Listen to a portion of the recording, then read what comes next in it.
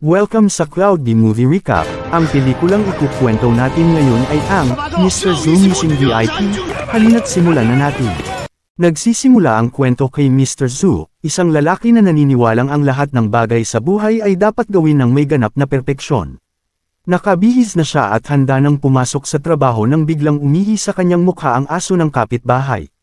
Matagal nang galit si Mr. Zoo sa mga hayop, at ang insidenteng ito ang tuluyang nagpagalit sa kanya. Nagtatrabaho siya sa pinakamataas na ahensya ng intelihensya at seguridad ng South Korea, ang NIS. Upang pakalmeyan ang sarili, nagsimula siyang mag-practice ng pagbaril. Doon pumasok ang dalawa niyang kasamahan na nakangiti at sinabing mukhang paparating na ang kanyang promosyon at maaari pa siyang maging susunod na direktor. Sinabi nilang masaya sila para sa kanya. Ngunit bago pa makasagot si Mr. Zoo, sumingit si Manager Hong at sinabing wala pang napagpapasyahan kaya huwag munang magpakasaya. Malamig na sumagot si Mr. Zoo at sinabing alam niyang galit sa kanya si Hong, ngunit kahit anong gawin nito ay hindi niya ito mapapantayin. Pagkatapos nito, pumasok siya sa main hall. Doon nagsalita si Director Min at ipinaliwanag na sa loob ng 25 taon ay nanatiling matatag ang ugnayan ng China at Korea.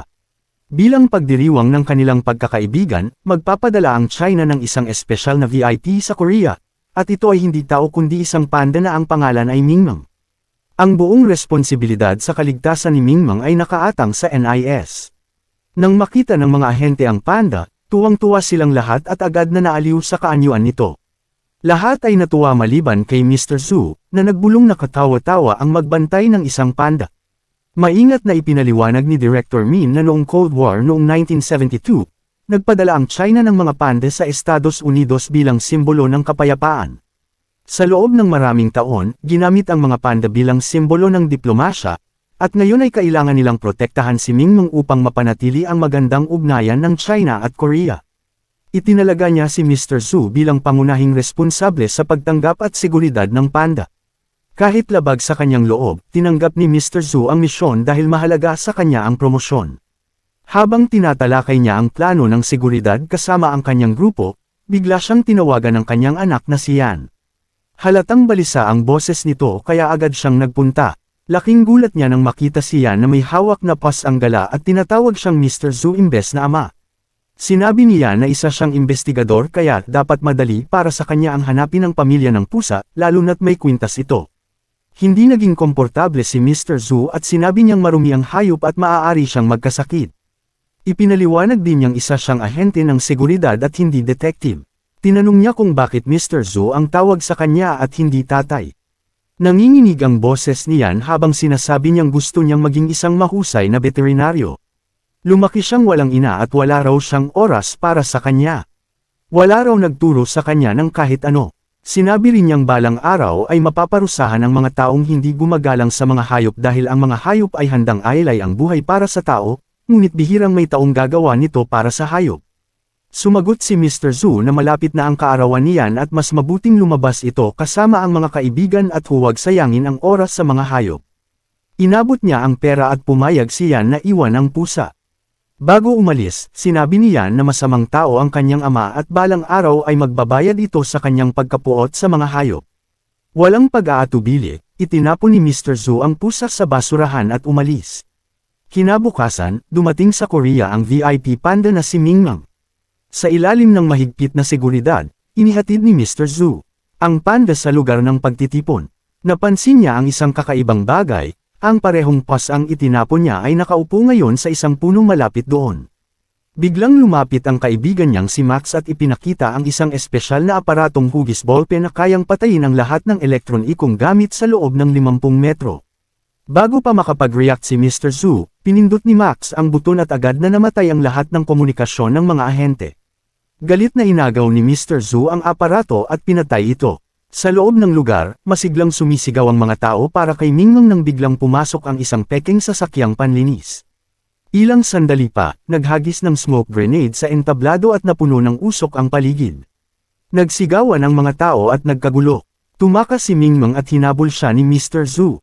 Sumunod din si Max sakay ng kotse, ngunit biglang umatras ang sasakyan ng kusa. Samantala, natunton ng asong militar na si Ali ang mga salarin, ngunit nang makita ang kanilang pinunong si Dimitri, natakot ito at tumakbo palayo. Tinamaan ng tranquilizer dart si Mingmeng at nawalan ito ng malay. Inilagay siya ng mga kidnapper sa isang van. Mula sa malayo, inakala ni Mr. Zhu na bahagi lamang sila ng event team. Ngunit nang makita niya ang van, nakaramdam siya ng masamang kutob at agad niyang tinutok ang baril. Sa sandaling iyon, naghagi si Dimitri ng smoke bomb kay Mr. Zhu at sa gitna ng usok ay bumangga ang kotse ni Max sa kanya. Tumilapon si Mr. Zhu at bumagsak sa lupa. Nakaligtas ang mga kidnapper kasama si Mingmeng. Hinabol sila ni Ali at bumalik upang tulungan si Mr. Zhu. Doon naganap ang hindi kapanipaniwala. Naiintindihan ni Mr. Zhu ang sinasabi ng aso. Hindi pa niya ito lubos na nauunawaan nang siya ay mawala ng malay. Nagising siya sa ospital at kahit may pinsala sa leeg, iginiit niyang bumalik sa trabaho. Sa labas, nakasalubong niya ang kapitbahay at ang aso nito, at laking gulat niya nang maintindihan niya ang sinasabi ng aso. Halos himatayan siya sa takot at inakalang epekto lamang iyon ng kanyang pinsala. Ngunit lalo pang naging kakaiba ang mga pangyayari. Sa isang mall, kinausap siya ng isang hamster at isang hedgehog at nakiusap na bilhin sila upang maging malaya. Naniwala siyang nababaliw na siya at dali-daling bumalik sa opisina. Magulo ang opisina. Sinigawan siya ni Manager Hong at sinabing nawala niya ang VIP at nasira ang ugnayan ng China at Korea. Pati ang mga isda sa aquarium ay tila bumubulong na tatanggalin siya ni Director Min. Sinabi ni Mr. Zhu ang totoo kay Director Min na nakakarinig siya ng mga hayop, ngunit hindi ito naniwala at inutusan siyang magpahinga muna. Kinuha ni Hong ang kanyang ID at baril. Doon napagtanto ni Mr. Zhu na ito ang parusa sa kanyang pagkapuot sa mga hayop. Sinabi niyang hahanapin niya ang panda at patutunayang hindi siya baliw. Pumunta siya sa zoo at nadatnan si Max na nakasuot ng costume ng panda upang itago ang katotohanan. Nakilala rin niya ang isang babaeng gorilla na handang tumulong kapalit ng mga magasin ng lalaking gorilla. Sinabi ng gorilla na hanapin niya ang German Shepherd na nakakita sa mga kidnapper. Kahit may pag-aalinlangan, hinanap ni Mr. Zhu si Ali. Inatake siya ng ibang mga hayop ngunit nakatakas siya gamit ang mga sausage at naisama si Ali. Sa bahay, sinubukan niyang takutin ang aso upang magsalita, ngunit dumating siyan kasama ang mga kaibigan para sa kanyang kaarawan. Tuwang-tuwa siyan kay Ali at inakalang regalo ito ng kanyang ama. Masaya siyang naglaro sa parke at sinabing balang araw ay makikita niya si Mingmeng. Nang makarinig si Ali ng mga paputok, bumalik ang alaala ng kanyang nakaraan bilang asong militar at ng pagkamatay ng kanyang tagapagsanay. Isinalaysay niya kay Mr. Zhu na si Dimitri ang teroristang pumatay sa kanyang amo at siya rin ang kumuha kay Mingmeng. Dito lubos na naunawaan ni Mr. Zhu ang pinagdaanan ni Ali at pinakalma niya ito. Samantala, bihag si Mingmeng at tumatangging kumain ng kahit ano maliban sa kawayan mula Sichuan. Nadiskubre rin ito ni Mr. Zhu kaya nagtungo siya sa Sichuan Bamboo Forest. Doon natunto ni Ali ang amoy ni Dimitri. Sa tulong ng isang kambing, nalaman nila ang numero ng sasakyan ng salarin at natuklasang pag-aari ito ni Dr. Bick, pinuno ng Genomics Biotechnology at Panda Safety Society. Pumunta si Mr. Zhu sa kumpanya at narinig ang plano ni Dr. Bick na baguhin ang mga panda upang gawing mga alagang hayop. Nang umalis si Dr. Bick, nahuli siya ni Mr. Zhu gamit ang lubad.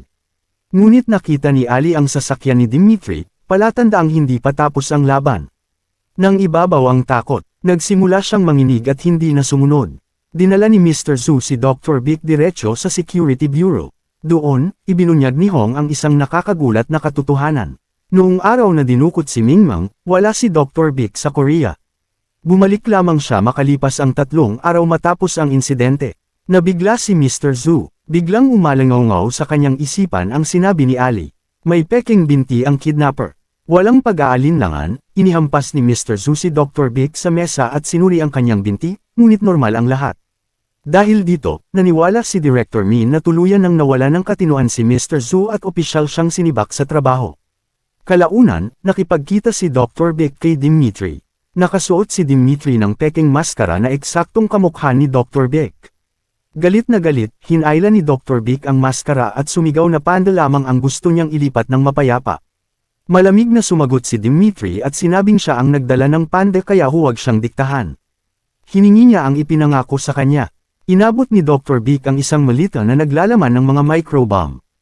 Kapag itinanam sa loob ng katawan at inactivate, sisabog ito agad. Narinig ni Ali ang lahat. Sinamantala niya ang pagkakataon at palihim na lumapit kay Mingmeng. Lumiwanag ang mukha ng panda nang makita si Ali at sinabi nitong ikaw ang bago kong bodyguard. Inabot pa ni Mingmong kay Ali ang isang bola bilang regalo habang iniiwasan ang mga gwardya ni Dimitri. Mabilis na tumakbo si Ali patungo sa bahay ni Mr. Zhu, ngunit ayaw bumukas ng pinto. Hinablot siya ng isang sundalo at kinaladkad palayo, pati ang bowl ang bigay ni Mingmong ay itinapon. Ang totoo, si Mr. Zhu mismo ang nagpadala kay Ali pabalik sa militar dahil naniwala siyang matapos siyang masibak sa trabaho ay hindi na niya ito kayang alagaan. Makalipas ang ilang sandali, umuwi siya na may hawak na isa pang aso at agad nagtanong tungkol kay Ali. Sinabi ni Mr. Zhu na ibinalik na si Ali sa military base. Napaiyak siyan. Ang mga retiradong asong militar ay kadalasang pinapatulog na o ginagamit sa mga eksperimento. Dahil sa isang pagkakamali, nasa matinding panganib ang buhay ni Ali. Tumama kay Mr. Zhu ang mga salitang iyon na parang kidlat. Napagtanto niya ang katotohanan. Talagang nasa panganib si Ali. Walang sinayang na oras, dali-dali siyang umalis upang iligtas ito. Sa base, muntik nang hampasin ng isang sundalo si Ali gamit ang metal na pamalo nang umatake si Mr. Zhu at mawalan ng malay ang sundalo. Napansin ni Ali kung gaano kakaba si Mr. Zhu. Para pasayahin siya, ibinagsak nito ang isang patpat at inanyayahan siyang maglaro. Ayaw ni Mr. Zhu ngunit inihagis pa rin niya ang patpat at pasigaw na sinabing lumayo ka sa akin. Binalik ni Ali ang patpat. Nanginginig ang boses ni Mr. Zhu habang sinasabi niyang siya ang nagpadala kay Ali roon at muntik na itong mamatay dahil sa kanya. Tinanong niya kung bakit nananatili pa rin ito sa tabi niya. Marahang sumagot si Ali na hindi niya kasalanan ang lahat at kung ibang tao man ay ganoon din ang gagawin. Ang mahalaga ay bumalik siya upang iligtas siya. Ipinakita ni Ali ang bowl ang ibinigay ni Mingmong. Doon napagtanto ni Mr. Zhu ang katotohanan. Si Dimitri ang tunay na kidnapper.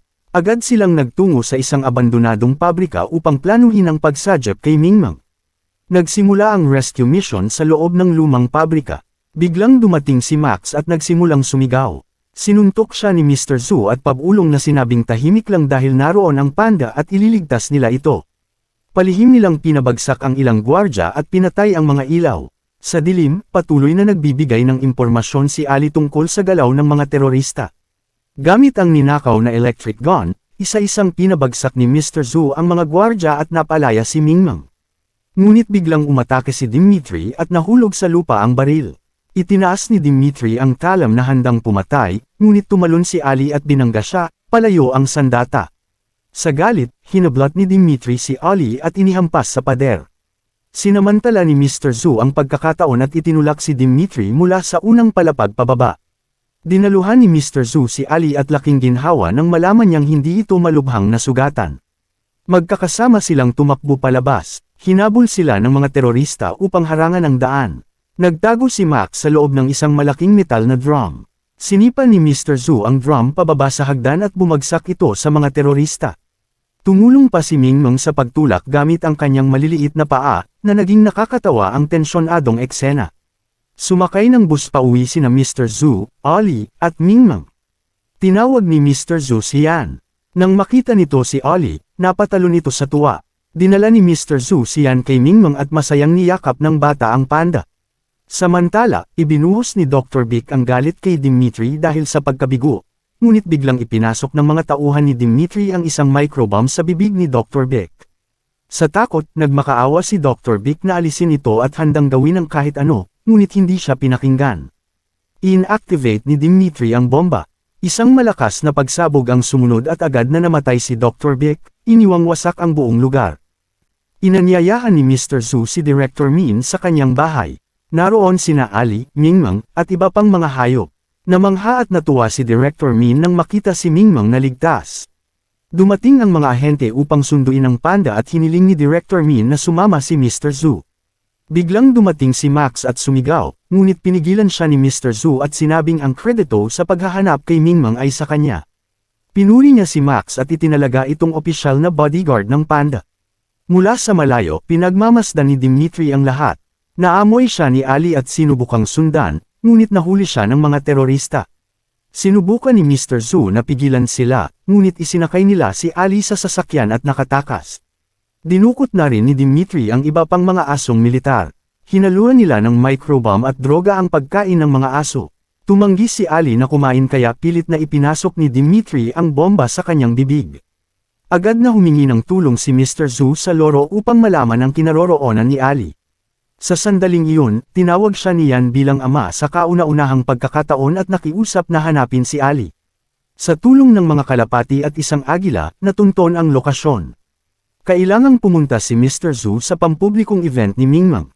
Maraming tao ang nagtipon. Naabutan ni Mr. Zhu si Ali, ngunit binalaan siya nito na may mga bomba ang mga aso at maaaring sumabog anumang oras. Biglang inactivate ni Dimitri ang mga bomba gamit ang kanyang telepono. Nagsigawan sa sakit ang mga aso. Isang ahente ang sumigaw na barilin ang mga aso, ngunit agad siyang pinabagsak ni Mr. Zhu. Kinuha niya ang espesyal na pen device ni Max at inactivate ito. Kaagad na tumigil ang lahat ng elektronikong gamit kasama ang mga microbomb. Agad na pinabuksan ni Director Min ang mga labasan at nailikas ng ligtas ang mga bisita. Tumakas si Dimitri patungong rooftop. Sinundan siya ni Ali ngunit itinapon siya nito. Dumating si Mr. Zhu at hinarap si Dimitri. Tinamaan ng bala ang balikat ni Mr. Zhu at bumagsak siya. Sa pagbagsak niya, naalala niya si Ali at napagtantong buong buhay niyang kinamuhian ang mga hayop, ngunit ngayon ay isinusugal niya ang buhay upang iligtas ang isa. Bago muling makaputok si Dimitri, dumating si Director Min at binaril ang kanyang braso. Inaresto siya ng mga gwardya. Nagpasalamat si Ali kay Mr. Zhu at kapwa sila nawala ng malay. Nang magising si Mr. Zhu, nakita niya ang parehong pusa sa tabi ng kanyang kama na may kwintas na may nakasulat na God. Inakala niyang ito ang parusang at aral sa kanya. Ipinaliwanag ng isang babae na pangalan lamang iyon ng pusa. Napahiya si Mr. Zhu. Kalaunan, binisita niya si Ali sa Animal Hospital at matagumpay na natanggal ang microbomb. Dumating si Yan at inakalang patay na si Ali kaya napaiyak. Ipinaliwanag ng doktor na natutulog lamang ito. Sabay silang natawa at umiyak sa ginhawa. Ilang araw matapos, ginawaran si Ali ng medalya ng karangalan.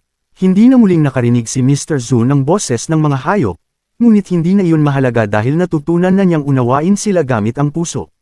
Sa huli, umalis si Max sa isang misyon kasama si Hong. Noontog si Hong at nang magising, bigla niyang naiintindihan ang sinasabi ng mga lamok. At dito nagwawakas ang kwento.